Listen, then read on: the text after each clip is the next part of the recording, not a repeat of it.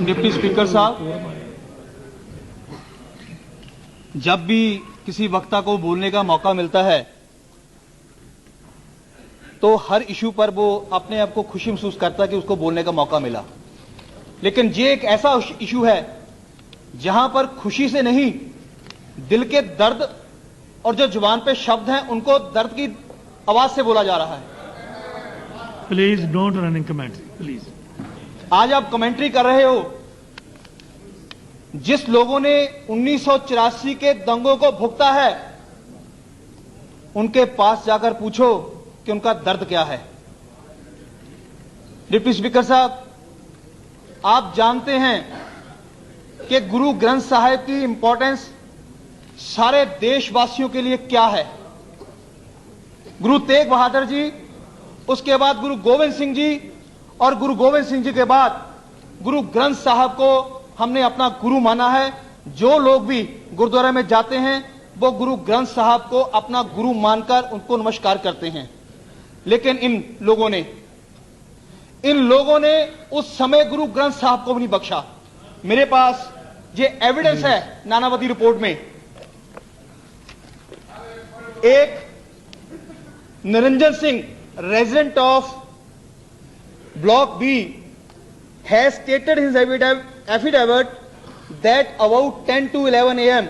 on the same day, Shri Sajjan Kumar, who was a local Congress MP, and his PA, Hardwari Lal, along with his two sons, one Babu Lal and a Hotel Bala, came to G Block, warned the Guru Granth Sahib, and later on the Gurdwara. क्या अब भी जितने लोग यहां गुरु ग्रंथ साहब को मानने वाले हैं ये कहेंगे कि जो 84 में हुआ ठीक हुआ? इनडायरेक्टली वैसे आप कहते हो गलत हुआ, लेकिन उसके लिए जिम्मेवार कौन है ये साफ लिखा है इस एफिडेविट में। अभी यहां पर बात आई कि जी एफआईआर ठीक दर्ज नहीं हुई।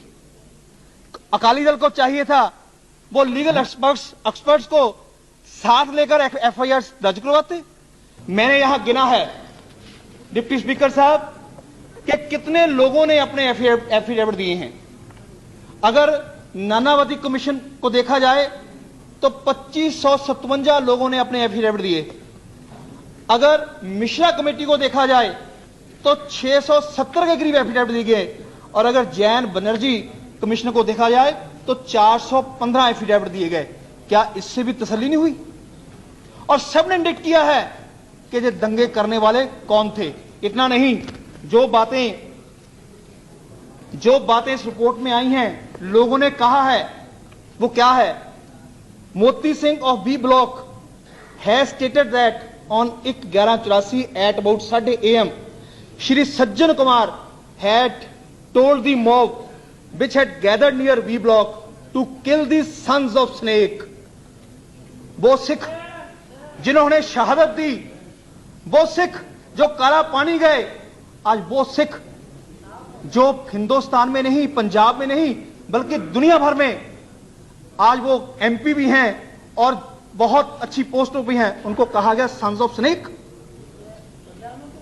एंड ही वुड, आगे बात जो कही गई है वो सुनने वाली है डिप्टी स्पीकर साहब, he would reward them because they have murdered their prime minister। Shri Sajjan Kumar has also told the mob that whosoever killed Roshan Singh or Pak Singh would be given 5,000 and those who kill other Sikhs would be given 1,000। क्या क्या किया था हमने, सिखों ने क्या किया था जो आप लोगों ने इनाम रखा? अगर 2 स्पेसिफिक लोगों को मारोगे तो 5,000, अगर एक सिख को मारोगे तो 1,000। किस लिए? सो इतनी ये जो बातें हुई हैं ये बड़ी दुखदाई बातें हुई हैं। अभी सिब्बल साहब डिग्री स्टार्टर के बारे में बात कर रहे थे, मैं इनका ध्यान जो उस व्यक्ति की स्टेटमेंट है उसके ऊपर दिलवाना चाहता हूं। उसने कहीं नहीं कहा कि उसको सिर्फ पंजाबी आती है, उसने सिर्फ इतना कहा कि उसको अंग्रेजी नहीं आती। तो आपने उसको ये कह दिया कि उसको सिर्फ पंजाबी आती है, अंग्रेजी नहीं आती, तो उसने एफिडेविट गलत दिया। लेकिन इतना जुर्म कि एक तो उसने एफिडेविट दिया कि हमारे साथ ये दगा हुआ है, हमारे साथ ये जुल्म हुआ है। और आप लोगों ने क्या किया? जिस जिस व्यक्ति ने एफिडेविट दिया उसको बुला बुलाकर प्रेशर डाल डालकर द्वारा उल्ट स्टेटमेंट दिलवाने की कोशिश की, लेकिन वो कमीशन के सामने पेश हुआ और उसने अपनी बात रखी और उसका नाम लिया। आज तो पवन कुमार जी कह रहे थे कि एविडेंस पूरा नहीं आया। अभी आपकी सरकार ने फैसला किया है दिल्ली में कि अगर आप एमएसएस से भी मैसेज भेज दोगे तो एफआईआर रजिस्टर हो जाएगी। लेकिन अफसोस की बात, जिन लोगों ने एफिडेविट दिए हैं उनकी एफआईआर नहीं रजिस्टर हुई। आज सारा पंजाब नहीं, सभी पंजाबी अफसोस के साथ कहना पड़ रहा है कि जिस भी ट्रक के ऊपर ये लिखा जाता था, पंजाबी में कुछ लिखा जाता था या गुरु गोविंद सिंह की फोटो होती थी, उस ट्रक को भी जला दिया गया।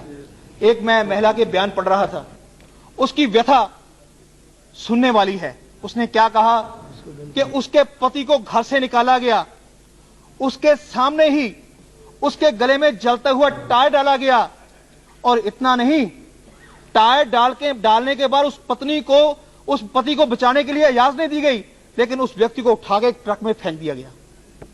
इससे बड़ा इनह्यूमन एक्ट क्या हो सकता है? मेरे एक सज्जन, मेरे गांव की एक लड़की दिल्ली में मैरिड है, एक सिख परिवार में मैरिड है। मैं उनके घर मिलने गया तो 84 के दंगों की बात हुई। तो जो उसने मुझे बात बताई, खासतौर से जो सिख हैं, राणा गुरजीत जी भी जानते हैं कि सिखों के लिए अपने केशों का, बालों का कितना महत्व होता है। जान चली जाए लेकिन कोई सिख अपने बालों को नहीं कटवाता, अपने बालों को नहीं कटवाता। लेकिन उस औरत ने, उस लड़की ने जो मुझे बताया, उस औरत ने जो मुझे बताया कि जिस दिन दंगे हुए उसका पति बाहर गया हुआ था, उसको फोन किया कि आप मत आइए, यहां दंगे हो गए हैं, आपने पगड़ी बांधी है, आपने दाढ़ी भी रखी हुई है। तो उस व्यक्ति को अपनी दाढ़ी और बाल जो है कटवाने पड़े, तब वो जिंदा घर जा सका। अविनाश जी कंक्लूड कीजिए। सर, इतना अन्याय सिखों के साथ हुआ है। सो मैं यह समय न लेता हुआ मैं एक निवेदन करूंगा कि जिन जिन का नाम इस रिपोर्ट में आया है और जिन जिन के ऊपर शंका की सुई चली है, उन सभी को जेल के पीछे होना चाहिए, तभी सिखों के साथ न्याय होगा। सर, मैं सिर्फ 1 मिनट लेकर, सर, एक 2 नंबर पे एक धर्मदास शास्त्री का नाम आया है एक्शन टेकिंग रिपोर्ट में। उसके ऊपर पूरी शंका, यह कहा गया है कि उसके ऊपर पूरे सबूत हैं कि ये आदमी 1984 के दंगों में इसका हाथ था, लेकिन धर्मदास के खिलाफ पुलिस ने चालान ही पेश नहीं किया। इससे बड़ा मजाक और क्या हो सकता है? सो मैं आपके माध्यम से सरकार को निवेदन करूंगा कि आप सिखों को राहत तभी दे सकते हैं अगर जिन लोगों के ऊपर इस डिस्कशन में और लोगों के एफिडेविट्स में कोई भी उंगली उठाई गई है, पहले वो जेल के अंदर होने चाहिए, बाद में बाकी बात की जाएगी। बहुत बहुत धन्यवाद।